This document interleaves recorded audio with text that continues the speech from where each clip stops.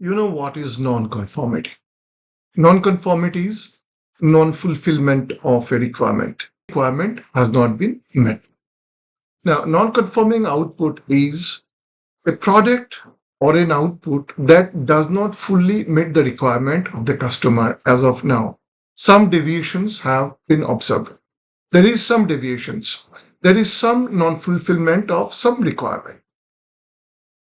So this clause 8.7 is how to deal with such kind of a situation. Now, the deal with non-conforming, the standard requires the organization shall deal with non-conforming output. So the standard requires the non-conforming output shall be managed in certain ways. Let's see what standard requires. Output not conforming to their requirements are identified. So the first thing is when you find a non-conforming output, that is to be identified suitably. Now, this identification can be done in many ways, depending on the product form, the way that you identify or an organization identifies a non-conforming output can differ. For example, a batch of product can be identified when the quantity is small in a quarantine area. Now imagine in a ship, there is some welding on the hull structure is non-conforming. So how we are going to identify? Maybe you put a tag on that area and identify with some kind of marking that this area is not conforming. So this area needs a repair. Valve, for example, there are a lot of valves have been manufactured and few of the valves does not meet the requirement. So you put a tag, possibly YOLO tag. A company has identified YOLO tag means, this is not, this is non-conforming. When red tag is there, rejected. When green tag is there, it is okay. Or there is no tag by default, it means all acceptable. So you have to identify the status of the material with regard to their acceptability or acceptance. So if something is not meeting the requirement, you have to identify them suitably, quite natural. To control and prevent unintended use so that by mistake it doesn't go to the customer or to the next process. Right? Appropriate action based on the nature of the non-conformity and effects on the products and services. Depending on the extent of impact it can bring it, you take action. That's what it says. Apply to non-conforming product and services detected after delivery of products during or after production of service. Now, if you have delivered a product to the customer and you have identified a non-conformity, how you manage those things. So there must be some kind of a process that if something has gone to the customer and after the delivery of the product that was found, possibly you have to go find out what is the problem, possibly bring back, possibly repair the item at site if possible, or whatever is the action. But one of the important things is that they are identified to prevent unintended use. Now, how to deal with non-conforming output? This could be done in several ways. Product does not mean only product. It could be physical product. It could be service as well. For example, a non-conforming service could be a delayed delivery of a report.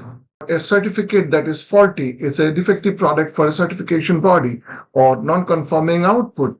A product having defect is a non-conforming output. A plate with chemical composition that does not meet the requirement is a non-conforming output. So how to deal with such kind of non-conformities are this. Number one is correction. So if there is any way to correct, the organization can correct them. For example, you find a valve, the dimension, overall dimension is 5 millimeter plus, 5 millimeter more than the specified requirement. It is possible to machine it. Now it may be not possible to machine it because now this flange thickness can become less. So it may not be possible. If possible, the correction has to be done. So it says these are the following options are available. So if feasible, do the correction. Correction means remove the non-conformity. If there is a welding defect, remove the defective weld, redo the welding, repair the welding. That could be correction. Segregation, containment, return, or suspension of provision of product and services. Now, if the product is found non-conformity, you have to first identify and segregate and contain. You can keep it in a quarantine area. It can go back, return, or suspension of provision of the product and services. You may have to, in some cases, the product can be terminated. This product may be returned back from where it has come. Sometimes you may have to inform the customer. Say you have a non-conformity.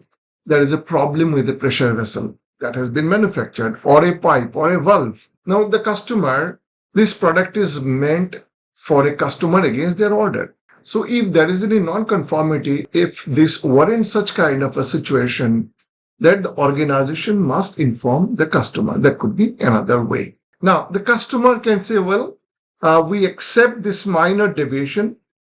We are not very happy with it, but this minor deviation can be accepted.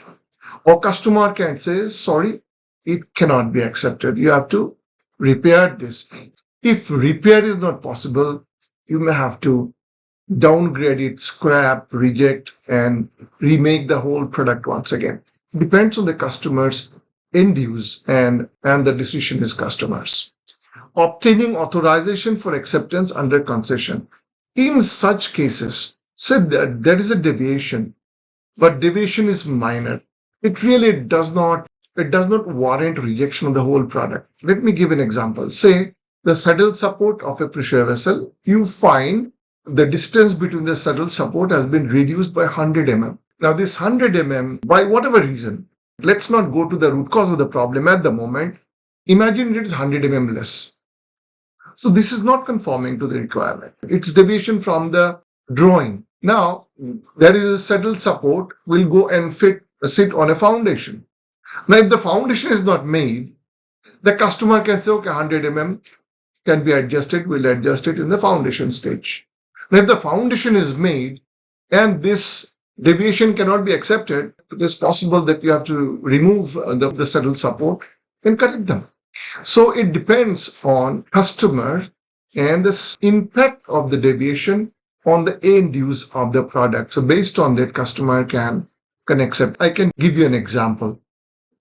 There was in one of the job that we are doing third-party inspection, and we found the flange castings. The valve casting was slightly bigger. Overall dimension of flange to flange dimension of the valves were 15 millimeter more. Now, 15 millimeter more dimension on a surface safety valve is not a problem because this sits on a flow line which will be constructed.